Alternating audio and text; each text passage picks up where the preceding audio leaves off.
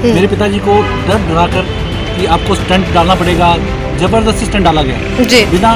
तो इसने भारत सरकार की स्कीम का फायदा उठाने के लिए, लोगों को लूटने के लिए अपना नाम बदल लिया। जनवरी 2021 की आरटीआई है जिसके तहत इस हॉस्पिटल को फिर से पैनल दे दिया गया और इस योजना के तहत इसको 26 लाख रुपया फिर से हरियाणा सरकार या भारत सरकार की स्कीम के तहत दिया गया।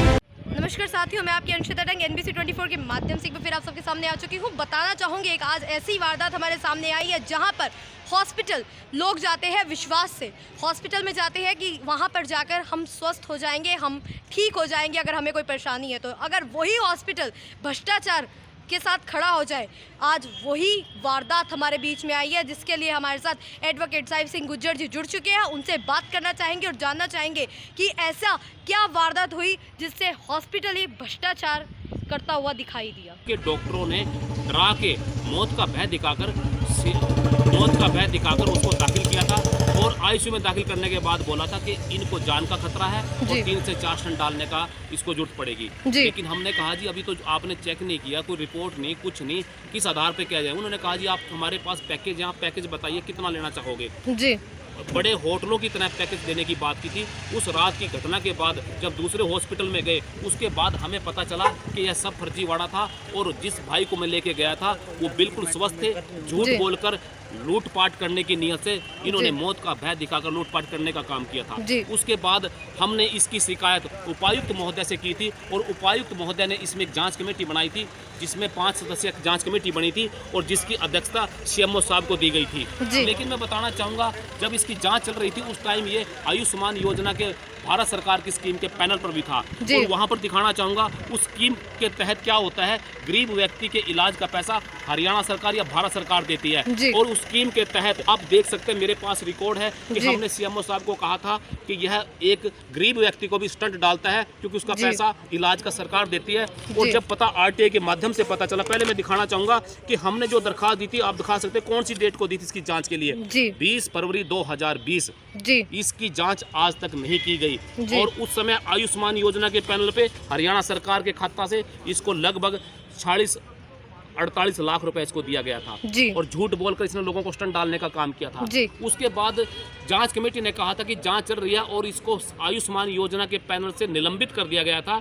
हमें लगा कि शायद लोगों की जान बच गई होगी, लेकिन आज नया मामला तब सामने आया। आज हमारा आने का मकसद ये था कि इसने अपना नाम बदल लिया है। वहां पर उसी हॉस्पिटल का नाम पहले हार्ट केयर था, अब इसने केयर पार्टनर रख लिया। वजह क्या थी कि हार्ट केयर की जांच चल रही थी, बदनाम हो चुका था, लोगों ने जाना छोड़ दिया था। अब वही लोग, वही डॉक्टर, वही डकैती डालने वाले लोग अब उन्होंने अपने दूसरे नाम से लोगों को लूटना शुरू कर दिया। क्या फिर लोगों को दिख नहीं रहा कि ये वही डॉक्टर है, सिर्फ नाम ही हॉस्पिटल का चेंज किया जा रहा है, फिर भी लोग जा रहे हैं? उसका वजह क्या था, उसका रीजन क्या था कि जब इसको सस्पेंड कर दिया गया था तो इसने भारत सरकार की स्कीम का फायदा उठाने के लिए, लोगों को लूटने के लिए अपना नाम बदल लिया। आप भी जानकार, जनता भी जानती है, जिसका नाम बदनाम हो जाता है, जिसका मार्का खराब हो जाता है, फिर वो दूसरे नाम से मार्केट में आते हैं। अब आप देख सकते हैं नई आरटीआई के तहत क्या खुलासा हुआ। नई आरटीआई के तहत आप देख सकते हैं 31 जनवरी 2021 की आरटीआई है जिसके तहत इस हॉस्पिटल को फिर से पैनल दे दिया गया और इस योजना के तहत इसको 26 लाख रुपया फिर से हरियाणा सरकार या भारत सरकार की स्कीम के तहत दिया गया। और ये पैसा क्या था कि हॉस्पिटल के अंदर झूठ बोलकर स्टंट डालने के बिल बनाए गए हैं और इसमें जांच कमेटी के लोग शामिल है, हरियाणा सरकार शामिल है और स्वास्थ्य मंत्री शामिल है। क्योंकि हम दर्जनों बार वहां मिल चुके हैं। उन्होंने पहले कहा था जांच चल रही है, उसके बाद कहा था कोरोना का आ गया और कोविड की वजह से जांच में देरी हो रही है, लेकिन अब हमने आरटीआई गए तो जांच रिपोर्ट देने से मना कर दिया और आज हम आपके सामने डीसी उपायुक्त महोदय के सामने फिर पेश हुए हैं और हमने कहा था इस जांच कमेटी की भी जांच की जाए। आखिर क्यों इस हॉस्पिटल के लोगों को, डॉक्टरों को बचाया जा रहा है, क्यों लोगों को लूटने दिया जा रहा है। और यहाँ के स्वास्थ्य मंत्री, हरियाणा सरकार जो कहते हैं हम बड़े ईमानदार लोग हैं, मैं बताना चाहूँगा हरियाणा सरकार के स्वास्थ्य मंत्री अनिल विज जी, आप तक मेरी आवाज़ जा रही है, आप बिना वजह की नौटंकी करते हैं, ड्रामा करते हैं।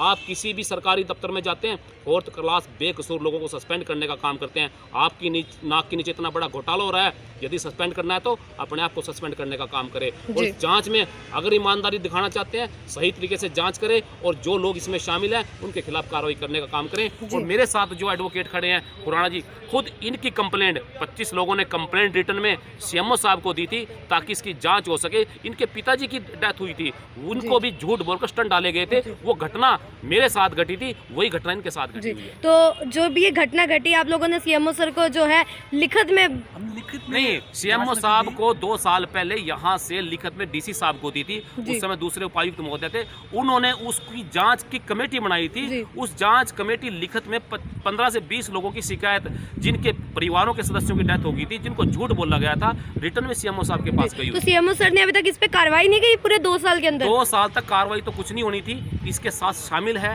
इसके साथ हॉस्पिटल साथ मिले हुए हैं। इस पैसे में लूटपाट में सीएमओ साहब का भी हाथ है। यदि ईमानदार होते, सरकार ईमानदार होती, तो इनके खिलाफ कार्रवाई हो जाती। कार्रवाई ना होने का कारण, देरी होने का कारण यही है कि यहाँ के सीएमओ और यहाँ की कमेटी इस हॉस्पिटल को चलाने का काम करती है। तो सीएमओ साहब क्यों नहीं सुनना चाहते? ऐसी क्या वजह है कि इस बात को दबाना चाहते हैं? देखिए, जहाँ पैसे का लालच आता है, जहाँ लूटपाट होती है, क्योंकि इसमें बहुत कई हजार लोगों के स्टंट डाले गए थे। उस स्टंट डालने का एक पैसा, एक पेशेंट से 4 से 5 लाख रुपए लिया जाता है। आप अंदाजा लगा लीजिए, झूठ बोलकर एक व्यक्ति के स्वास्थ्य से खिलवाड़ कर स्वस्थ व्यक्ति को बिना वजह स्टंट डालने के बाद कितना पैसा होता है। इस लूटपाट में सारे लोग शामिल हैं। और सीएमओ साहब से प्रार्थना करता हूं, यदि आप इतने ईमानदार हैं तो उस जांच कमेटी के चेयरमैन तो आप थे, आपने 2 साल तक इस जांच को करने का काम क्यों नहीं किया? आपके पास सारे प्रूफ दे दिए गए थे, वहाँ की CCTV फुटेज आपके पास थी, वहाँ के बिल आपको दे दिए गए थे, वहाँ की जाँच के लिए जितने लोगों के साथ स्टंट डाले गए थे सबकी रिपोर्टें आपको दे दी गई थी। केवल मात्र इस जांच को दबाने का केवल मात्र एक ही मकसद था, इस लूटपाट में यहाँ के जांच कार्रवाई करने का काम करें, नहीं तो जनता को फिर सड़कों पे आना पड़ेगा। हम उस हॉस्पिटल के सामने फिर धरना देने का काम करेंगे। सर, लगभग आपने 2 साल इतना इंतजार कर लिया कि आज नहीं तो कल कार्रवाई हो ही जाएगी। बहुत पेशेंटली आप लोगों ने इंतजार किया, लेकिन कहीं ना कहीं देखा जाए 2 साल निकल गए तो और अब कितने दिन आप लोग इंतजार करोगे? मुझे नहीं लगता कि अब और इंतजार करना बेहतर रहेगा। आप देख सकते हैं, जब उसका नाम बदल दिया गया, उसी जगह पर एक हॉस्पिटल का नाम पहले हार्ट केयर था, केयर पार्टनर रख दिया। यदि सरकार के डिपार्टमेंट का, सरकारी जगह का यदि कोई डिफाल्टर हो जाए, कोई पैसा ना जमा करे, बिजली बोर्ड का कोई बिल जमा ना कराए, उसी जगह पर दूसरे बिजली का कनेक्शन नहीं दिया जाता। लेकिन यहाँ तो लाइसेंस, यहाँ को आयुष्मान योजना का पैनल दे दिया गया और साथ लगते हुए उसको 28 लाख रुपए फिर से दे दिया गया। और जिनके पिताजी की डेथ हुई, वो घटना आपको बताएंगे उनके साथ भी क्या बीती हुई है। जी, तो वकील साहब ने बताया मुझे, सेम वही घटना मेरे साथ घटी। मेरे पिताजी को डरा कर कि आपको स्टंट डालना पड़ेगा, जबरदस्ती स्टंट डाला गया, बिना चेक किए हुए, बिना कुछ किए हुए। और इसकी मैंने जानकारी की दी सीएमओ साहब को। सीएमओ साहब ने आज तक मेरे पास कोई रिपोर्ट की जानकारी नहीं दी। क्या बना, पैनल बैठाएगा, उस पैनल के क्या रिजल्ट आए, पैनल से क्या निकला, कोई रिजल्ट मेरे पास आज तक नहीं दिया। और बार बार चक्कर काटने के बावजूद भी मुझे इसकी कोई जानकारी नहीं मिली। लगभग 2 साल से आप भी परेशान हो रहे हैं। ये 2019 की बात है, जुलाई 19 की बात है। 6 जुलाई 19 को ये सब कुछ हुआ था और 2 साल से ऊपर समय बीत गया है और अभी तक हमारे पास कुछ भी जानकारी नहीं है। सर, इसके साथ साथ और भी कितने पीड़ित लोग हैं जुड़े हुए हैं? बहुत सारे पीड़ित लोग मेरे साथ जुड़े। जब मैंने इस केस को उठाया, मेरे पास 20 परिवार आए जिनको ऐसा कुछ किया इस हॉस्पिटल ने, जबरदस्ती स्टंट डालने की डराया, कईयों को डाला। और बहुत सारे, इसमें से 20 में से 18 लोग की डेथ भी हो चुकी है। और सब कुछ एक ही एपिसोड से हुआ। हॉस्पिटल में जाते ही उनको, आपको स्टंटिंग की जरूरत है, विदाउट टेस्ट स्टंट डाल दिए गए, कोई केयर नहीं की। शाम को या रात को लेट या 24 घंटे बाद पूरा जब बिल उनका तैयार हुआ, 1 से 1.5 लाख का पैकेज रखा, उसके बाद आप जाओ चंडीगढ़ ले जाओ, या डेथ हो चुकी है। जी, तो आप हमारे चैनल के माध्यम से सरकार तक और स्वास्थ्य मंत्री तक क्या गुजारिश करना चाहोगे? मैं एक ही गुजारिश दे रहा हूँ कि इसकी जाँच की जाए, जो नाम बदल दिया इसने उसकी जाँच की जाए, आयुष्मान पैनल पे जो ग्रांट मिली है उसकी जाँच की जाए, और जो लंबित रिपोर्ट है 2020 से, उसको जो लंबित रिपोर्ट है वो हमें उसकी कॉपी दी जाए। उसकी रिपोर्ट की दोबारा हम आज डीसी महोदय से मिले हैं, उन्हें आश्वासन दिया है कि वो हमारी सहायता करेंगे इस जांच को निकालने के लिए। वीडियो को लाइक, शेयर, कमेंट करना मत भूलिएगा।